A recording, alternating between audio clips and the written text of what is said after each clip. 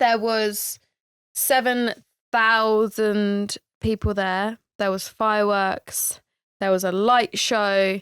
There was the BBC and TNT, friends and family. How did you feel? Friday night, lights? Yeah, I mean, starting off probably similar to you in the day. I felt a bit like, what do I do? Didn't want a coffee in the morning because I'm going to be too buzzing. Isn't in it? the evening. Archie went to me at 10. He was like, do you want a coffee? I was like, Yeah, no. strictly decaf. But yeah, it's almost like, how do I fill my time? Thankfully, my mum was down. Oh, cute, man. So went out. Did she get you a card? She got me and Cam some cupcakes and, well, she got me something else as well. And I was like, oh, happy Valentine's Day. She gives the vibe of a mum that gives a card. Every single year. Yeah. Every single year. Cheers, Trish. Yeah. So yeah, spent the morning with mum. Again, didn't go on the dog walk. She just went on her own. And then she drove me to the game, which was nice. She just said that she doesn't get to be like a mum for me in like a physical sense.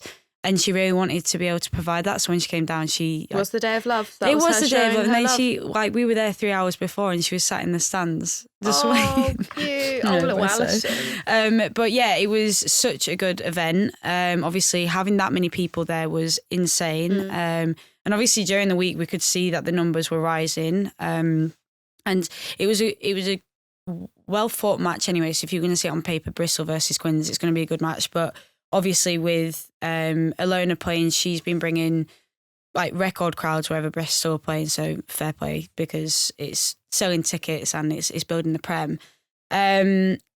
What was really cool was obviously running out at night with the fireworks was class. Like it was so good. I guess we don't get to experience that. No, ever. we don't. So obviously they funded the event, so it wasn't just the rugby, it was an event, and that's something that we've spoken about in the past, obviously coming back from Canada, make it an event. So that was really cool, and I was like laughing once we were going for kickoff because I couldn't see anything because there was all smoke everywhere, and I was like, I can't see when on the camera when the ref's like, wait a minute, because like the smoke hasn't really gone, see anything.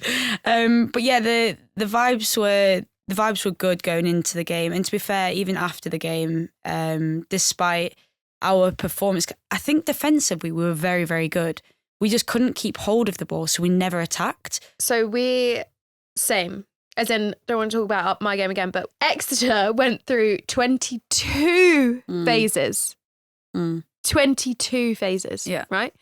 And no wonder our attack was awful. Yeah. Because everyone was tired. Yeah, same as exactly. for you guys. Like, when you have a team like Exeter, Bristol can hold the ball really well, go edge to edge, you need people within the opposite team that are defending to be able to get the ball back or they make a mistake or put pressure or attack them to touch, whatever. Because otherwise, when you can get the ball, you don't want it. You just want to kick it back to them because you're so fatigued. Exactly that. So I just think like we've done all of our reviewing and we knew that we were going to have some probably like harsh conversations within the group because the standard of our attack wasn't where we wanted it to be, which is kind of what we've had. And obviously playing against Gloucester on Friday are things that we want to correct before going into the semis. But the whole event of Friday was fantastic. It felt amazing having that many people down for a club game. Yeah. They opened up all the stands and every stand had people in it, which was really cool. And obviously it looks great on TV when you see that as well because you almost get that FOMO. And people were loud. Like it was just an atmosphere that I encouraged. I had a post-match interview and I was like, I just hope people now see the level that we're playing at because it was a very physical game and it was a close game. Yeah. That people come back and it's not just where Bristol go. You see the level where the PWR's at and where it's going, and you come down to watch entertaining rugby because that's what we're going to provide. Do you feel as though it was a Quins home game or a Bristol home game? If I'm honest, couldn't really tell. Okay. Couldn't really tell because it's one of those things I feel like in women's sport that it's less like the men's where you've definitely got a home and away. You also have people that just love rugby and they like to be entertained, and there was entertaining rugby played in the game. So it never really felt like there's a definite home and there's a definite away. And I think that was what was really cool. It doesn't matter if, like 6,000 people were there for Bristol and only 1,000 for Quins because it never really felt like that. It was cool. And I said, look, I don't want to say that I'm shocked by it because this is our expectation now that we have people coming down and we keep on doing it. Obviously, we're blessed at England to have... Not stressed. We're not stressed at England to have like a really good fan base. Core base, yeah. That come in numbers. And I think it was really good for maybe the girls that haven't played internationally or haven't played with those, with that amount of people there. Because it does funny things, people being there. It can be pressure, it can be the noise. And for the young girls that we've got in the squad, they're learning from that experience because we're going to have to get used to it because this is what's going to happen. This is what the way that women's rugby is going. And people, you know, we had to learn it. I remember when we suddenly were like, oh, we need to have hand signals because we can't hear each other. And it's good that in the Prem, we're now getting those numbers to build that before it gets to an international level. No, I agree. I was in the crowd and it definitely felt like there was more than 7,000 people there. And that's just me being in the crowd, not on the pitch. Yeah, exactly that. Okay, so you've mentioned Ilona. I saw a clip, don't know, somewhere that you basically said something along the lines of you would go around her, she will go through you. Something along those lines. I did say footwork, and I know which video you think about or what time you're on about. Ellie gets the ball in the wide channel. She has probably, what are you going to say, 20, 25 metres? Yeah. I'm going to give you my counter argument. Okay, that's fine. And it's one-on-one with Ilona. I thought, this is it. This is the one. She was on my outside shoulder. So I knew that there was an advantage, and I knew that they were getting narrower and narrower. I thought that my winger was out with me, in all honesty. I thought she was out with me. So when I got the ball, Ilona was already on my outside and I was quite flat. Yeah, I do think the pass definitely put you in front to be able to not... So in reflection, because obviously, like we said with you, you think about these moments, what could I have done different? So I knew it would annoy you. That's why I wanted to bring it. It's fine. Not that I want to annoy you. I've thought about this a lot and I actually spoke to Rob about it on the phone. So I firstly... He's like our counsellor, sorry. I know. He is. I first of all should have looked to see if the winger was there, but I kind of expected her to be there. Where was she? I think she'd overworked to the side. So I thought she's still there. Next thing, get a little bit more depth and ask for a pullback, because if I had 7 metres with someone in front of me, I can go round. But also, with the advantage, could I have chipped it into the corner and then gone myself? But you can't ever fix everything. But yeah, I did say, look, if it's you're talking about one-on-ones, if I was her, I'd run through me and I'd use my footwork. I'm not going to try bump her.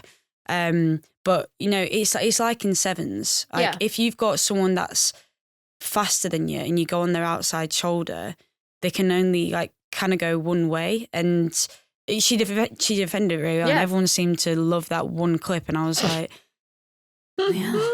can't get a break.